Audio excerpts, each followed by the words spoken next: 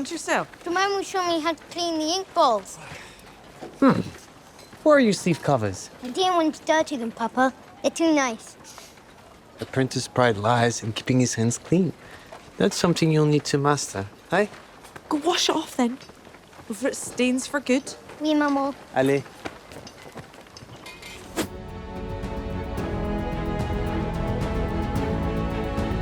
I mean, I thought if there's going to be a movie, now what? Now what happens? Do I do it alone? Nah, there's the ghost of Fergus is going to come back. Yeah, exactly. No, so basically, we talked on the phone with Matt and Meryl before starting season 8 when they asked me to come back or if I wanted to come back. And of course I did. And then we talked Fergus's arch storyline, what was up for him, what was planned in the books, and what they wanted to eventually make different from the books, because like they were wrapping the show with this season 8. And so they talked about Fergus sacrificing himself to save his kids. And it felt great. You know, I was like, this is cool. I wasn't sad because they told me it would happen one episode before the last one. So I was like, all right, I'm not missing too much on what's left of the show. And Fergus is such a great character. I wish I could be like Fergus in this world, you know what I mean? And make the decisions, the romantic, heroic decisions Fergus is doing all over the seasons. So I wasn't sad. I was just thrilled to portray such a character again.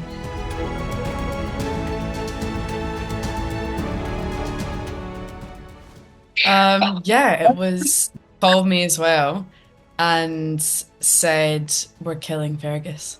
And I was like, this is like Game of Thrones, where they kill off the beloved characters. And I guess I was like a bit heartbroken. I thought, my God, what, how, what, why? And then it all made sense with how it was supposed to be Henri Christian. And I think for Outlander, that's a huge, like, it's like laced in love.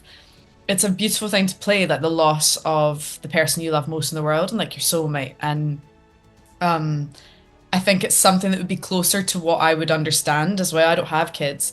So to think and like go through the process of what it would mean to lose the person that you've built everything with and that means the most to you and that you've chosen and adore and love, like I really imagined how that would feel doing it and really like went to places and gets so heavy. I think it's the biggest thing anyone could go through. So it's kind of a pleasure and an honor to get to do that as an actor, but also heavy and hard and strange to think about that. And also to think about, like, I was aware of the fact that there wouldn't be that many episodes after as well, so then I wouldn't have to sort of be on set grieving no César as well. But we got to do it together, like the death, we got to stand and like do reactions with each other, didn't we? And like watch the stunt of the fall. And I actually, for at the moment that it happens, I had no time to do it. They had, I forgot about this until just now, but we had about honestly 7 minutes left of the night shoot and we had to finish because we were leaving that location. So we had to finish that shoot. And I said to the director, just don't cut, just run and like microphone to me what you want and like the motions of like when it happens and then fall. And I just screamed and cried and went for the whole thing. And then I was like, go again. We just ran it a few times and did it again. And it felt quite real and raw then because you don't have too much time to get into it all and think about it. I just thought, wow, someone's dying. That's crap.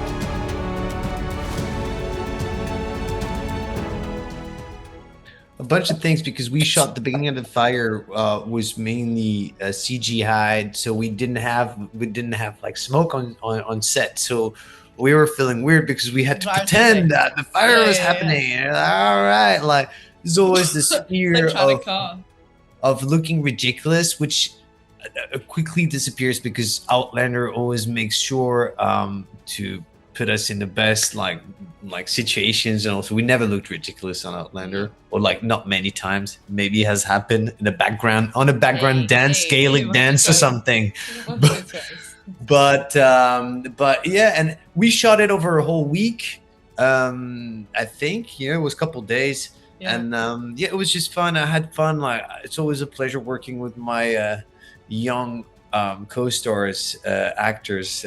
So it was great to do this, and it's what Lauren said. There's it's like as an actor, you're looking forward to these scenes and like having to face these like challenging emotions to play. So it was great. It was really cool. The hardest part was definitely the no smoke and having to also get the kids to understand that there was no smoke and that they had to keep coughing, and also getting the kids to not laugh. Some of the kids thought it was really funny what was happening, like the house. So we'd have to like coach them into what it would be like if they were scared or sad or panicked, and then you're having to be panicked, and it's a bizarre thing to do.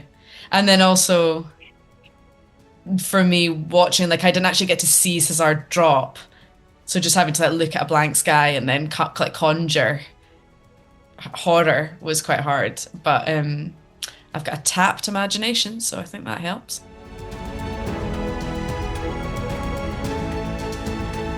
There's kind of a moment, I think there's the Brie moment, but I think a lot of that is shock and like residue of what's happened and lack of sleep and everything. I think the moment that it really hits is when she gets off the horse and cart at Fraser's Ridge and sees Jamie and Claire for the first time. And we again just ran it, like everyone went quiet, and I was given a minute, and we basically just roll camera, and I had to get out of the car and just completely break down, and Jamie came over and just held me, and like we kind of cried together, but like I was completely hysterical, and then they kind of just handheld ran around all of us with the camera, because it was sort of all, I guess, improvised, because it's not really in the script. It's sort of just like a big moment that ends up in montage. But I think that's kind of the moment she's back at Fergus's home with Fergus's essentially father and family, and she's alone. I think, you know how like a car journey does something, like I think in the journey she's there and then you get somewhere and you realize you're alone and that person's not coming back. I think it sort of hits her in that moment and she can't even speak to try and get out what's happened.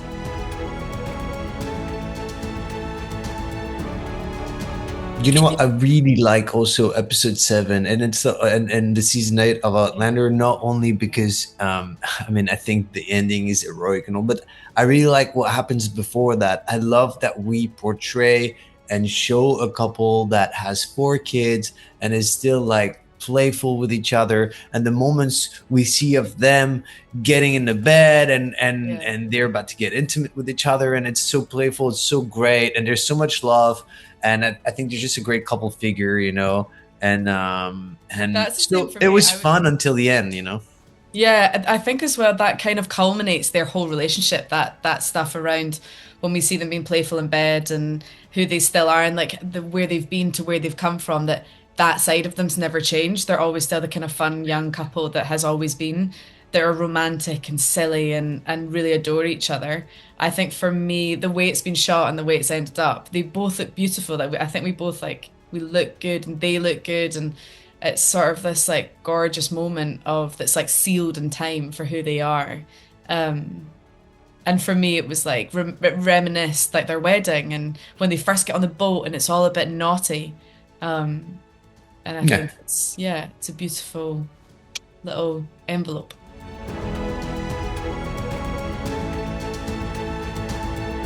Well, I think it's a joke and it's not a joke, and it's also like a consequence that, you know, can often happen from like making love, you know, and but what it means, I think it's more like I want more of us, I want more of you, I want more of it all, and I think that's what's beautiful, you know. You don't portray a family that is like, come on, we've had enough, 4 kids, it's a mess. No, it's the opposite, and they're still young. Like they're not even like, you know how like 4 kids normally people would be like bridging 40, and they're not. That's great. But I think they want to keep going as long as they can.